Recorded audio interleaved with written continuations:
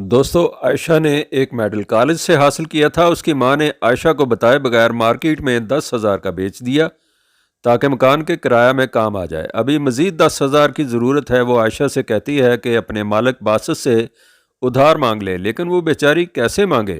اس نے اپنا touch mobile cell کر کے بٹنوں والا موبائل لے لیا۔ جب باسط کچھ ارجنٹ ڈیٹیلز عائشہ کو میل کرے گا اور اگلے دن پریزنٹیشن کے لیے اس سے پوچھے گا کہ تم نے وہ کیوں نہیں بنائی، تو عائشہ اسے بٹنوں والا موبائل دکھا دے گی کہ اس میں تو واٹس ایپ نہیں ہے۔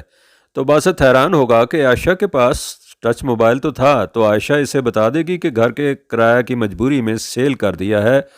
تو باسط کو عائشہ کی مجبوریوں کا اندازہ ہوگا۔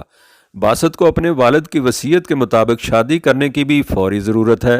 ادھر سوہا سے شادی کرنے کے لیے باسط نے اس کو منگنی کی رنگ تو پہنا دی ہے، لیکن وہ تو ابھی باہر جانے کا پروگرام بنا رہی ہے، اس لیے باسط کی مجبوری فوراً شادی کرنا ہے اور عائشہ کی مجبوری گھر کا خرچہ چلانے کے لیے پیسے حاصل کرنا ہے۔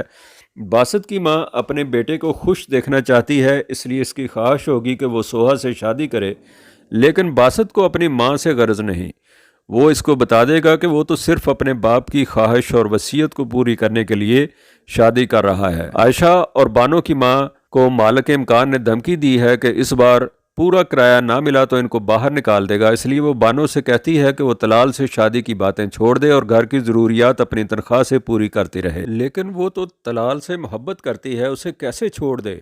تو دوستو، سوال یہ پیدا ہوتا ہے، تو کیا بانو عشق میں اندھی ہو چکی ہے یا ماں کی ضرورتیں جائز ہیں؟ کیا محبت اس وقت غیر اہم ہو جاتی ہے جب بنیادی ضروریات زندگی اہم ہوں؟ عائشہ بالآخر باسط کو بتا دے گی کہ موبائل تو سیل ہو گیا، اب وہ گھر سے بھی نکال دی جائیں گی، تو باسط ان کی مدد کے لیے پیسے دے گا۔ باسط کی شادی کی مجبوری اپنی جگہ ہے، وہ سوہا اور اس کے والد کو کہے گا کہ اسے اب ایک ہفتے میں شادی کرنا ہے۔